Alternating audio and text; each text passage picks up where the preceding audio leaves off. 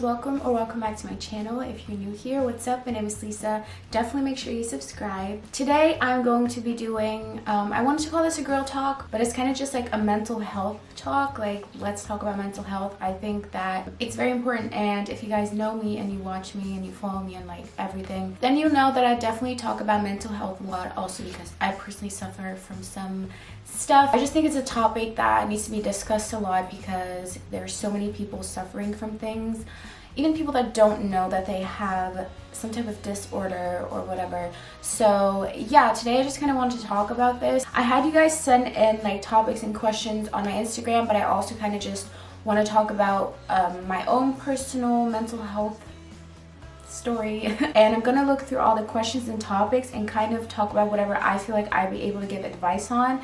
I don't have experience with everything. I'm obviously not a professional, and I definitely suggest going to a professional and not just taking my advice, but I think it's something that yeah, just needs to be talked about, and I enjoy doing that because I feel passionate about it, because I know what it feels like to not always be okay. So yeah, if you're interested in hearing me talk about this and maybe learning something, then just keep on watching. I'm not going to go too in detail about my own personal mental health issues, but I do want to kind of give an overview of stuff that I've dealt with. So growing up, I was honestly pretty good. Like, I never really had issues until I kind of started puberty. And when I was like 14 years old, I got into a really bad depression, and I was super insecure. Like, I had crazy body dysmorphia, which I honestly still have, but it used to be awful. I never went out without makeup on. Like, I was honestly a mess, and I ended up going to a psychologist for that for about a year, and it kind of picked myself back up. So I have dealt with depression, which thank God I don't really deal with anymore. I definitely would say sometimes light depression, but not as bad as it used to be. And then I feel like my anxiety disorder was already very much there. I feel like that kind of started around like 12, 13 years old. I started having some anxiety, and then when I had to transfer high schools, I was 14, my anxiety was really, really bad, because I also just didn't like the school, I didn't like the people, and that's kind of like my anxiety and depression kind of went together. And yeah, I'd really been anxiety to the point that I literally like could not go to school. But it was definitely a combination of the two, like social anxiety and depression was really big for me. And the way that I kind of overcame my social anxiety, I'm saying this because I still have social anxiety, just not as bad, was getting my first job. Like, that was really hard for me, but I worked in a grocery store, so I was around people all the time, customers, and I had to talk to random people, and that in the beginning was really hard, but it helped me get over my social anxiety a whole lot. And I definitely still have it sometimes. Like, I notice it whenever I like walk into people that I'm like kind of anxious to like say hi to, or like if I'm at a restaurant, like I literally get anxiety asking for the bill. I don't know why. And especially if they don't hear me the first time, like if I'm with a friend or whoever, if you're with me at a restaurant and I ask for the bill and they don't hear me, just know you're asking the next time they walk by. I'm not asking anymore. And also just like making certain phone calls and stuff. I definitely am getting better at it, but like sometimes I get too much in my head and I get super anxious about it. And I would say my anxiety slowly started getting better up until maybe 17, 18 years old. My anxiety kind of started really coming back badly, and it kind of went in hand with an eating disorder that I'd been developing over the years. I feel like I was already struggling with that when I was like 12, 13. Like, my anxiety and my eating disorder go hand in hand till this day. I still suffer from both, and sometimes I'm doing really good. If my anxiety isn't as bad, then my eating disorder also isn't as bad, if that makes sense. But when one of them kind of like spikes up, especially my anxiety, I feel like that's like the trigger point. Whenever something happens that causes me to be anxious, my eating disorder kind of goes along with it, and it's just downhill from there. But yeah, that's kind of my story. That's the stuff that I've dealt with. I've never dealt with like suicidal thoughts, or that was my dog. I hope you can hear that. I've never really dealt with any like suicidal thoughts or anything, which is why I'm also not going to be talking about that in this video. I did get questions on it, but I just personally don't have experience with that, and I wouldn't want to give advice on that when I literally don't know anything about it, or know what it feels like. So before I get into your questions and your topics, I want to talk about the sponsor of this part of the video, which I think goes hand in hand with the whole topic of this video, which is BetterHelp. BetterHelp has licensed therapists who are certified to provide therapy and counseling. So you can receive counseling through your computer, tablet, phone, through video calls, phone calls, or text messaging. And whenever you sign up, you'll be matched with a counselor within 24 hours. They also have group sessions where you can basically learn in groups directly from counselors on topics like relationships and ways to overcome anxiety. BetterHelp costs $65 a week, and financial aid is also available for those who qualify. And it's also available worldwide, which I think is amazing. BetterHelp is not a crisis line, but if you are in a crisis, I will leave some links down below which you can check out. So I personally am also using BetterHelp because obviously I wanted to try it out, see what it's like. I'm still in the beginning stages of my counseling, but I matched with the counselor and we're pretty much going to be like tackling my anxiety, because as I said, my anxiety definitely has a huge effect on the rest of my issues, like my eating disorder and just life in general. Like my anxiety can definitely affect my day-to-day life. So that's what I'm personally going to be working on, and then some other issues, personal things that I want to kind of talk about and deal with. But yeah, as for right now, I've definitely been enjoying it. I think it's really nice because I've obviously had counseling in real life, and even though that's fine too, it can be super tiring and just like exhausting if you have to go there and then sit there for like an hour and then you're just talking. And then what I personally had after every counseling session, I was so tired, like I couldn't do anything anymore because I was so tired from talking and like just having all these emotions. Like it can be exhausting, and I think that it's actually really nice to be able to just type out my feelings and really think about what I'm saying and do it kind of through messaging. If you want, you can also do phone calls or video calls if you feel comfortable with that. You can literally do whatever you feel comfortable with. So I think it's also amazing for people who maybe have like a family or people surrounding them that aren't really supportive of, you know, mental health, because I know a lot of families and people don't really believe in that. Like a lot of cultures don't believe in it. So I will leave the link to BetterHelp down below, and if you use my link, you will get 10% off. Yeah, click my link down below or just go to betterhelp.com.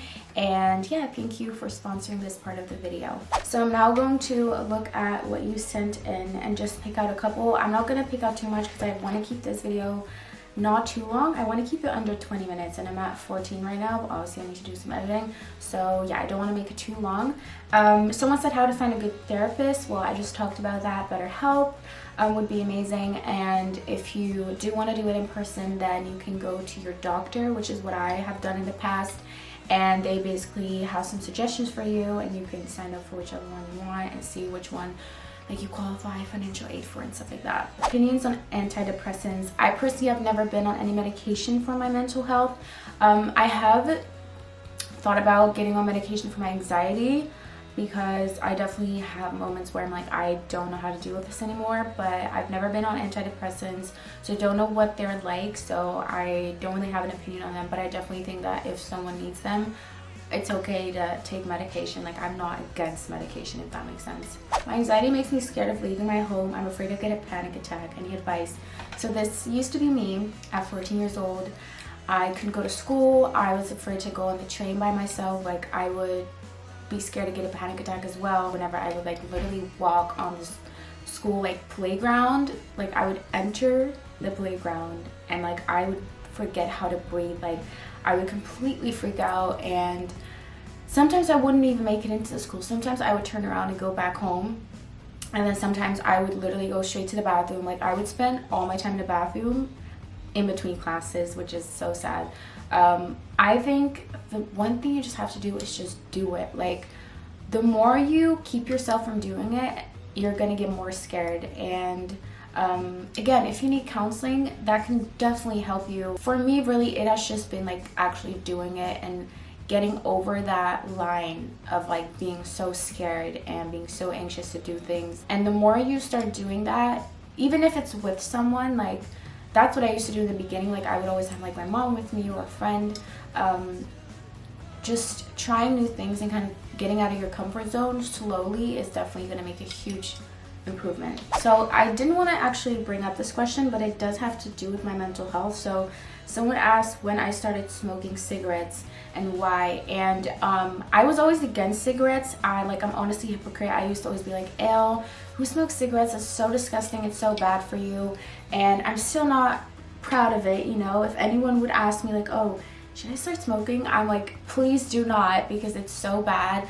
But I personally started smoking when I developed my eating disorder. It kind of went in like hand in hand with that. So it was definitely for like mental reasons, and I wasn't even smoking that much at the time, but then, you know, over the years, like, it just got worse, and now I feel like I'm a little addicted. Like, I've tried to stop multiple times and it hasn't worked. So I feel like if I really try, like, I could. Honestly, what's funny is sometimes I'm anxious, so I'm like, okay, I'm gonna smoke, and then I feel like it's working, and then I get even more anxious. So like, it really does not work.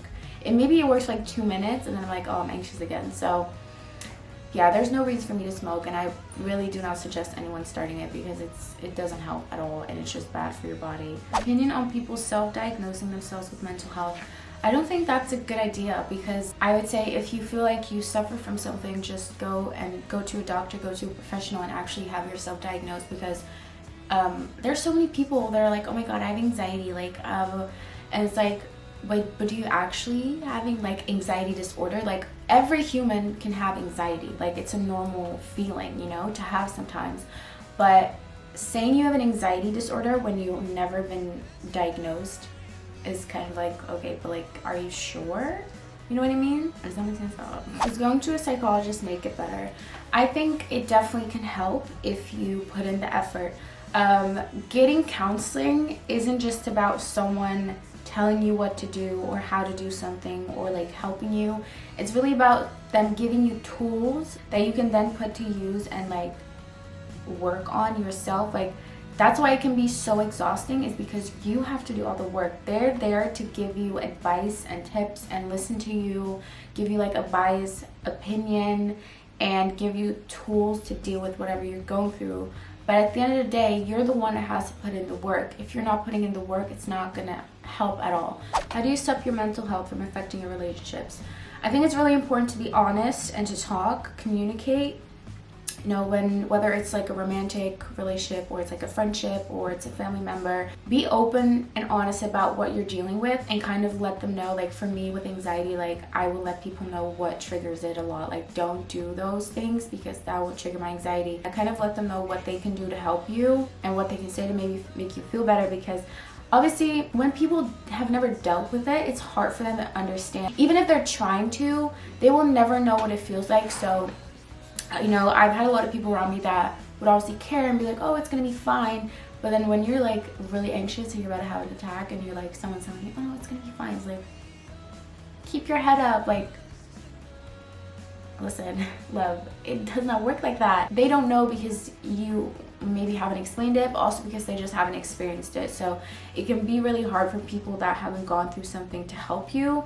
But I think that the only thing you can do to maybe make it better is communicate, let them know what you go through, what they can do to help, or what they shouldn't do. And yeah, I guess that. And I mean, if it does affect your relationship and someone doesn't want to deal with it, some people cannot deal with it. Like, I've dealt with that as well with like friendships when we both had certain mental issues and the other person's issues were too much for me because I was already dealing with mine.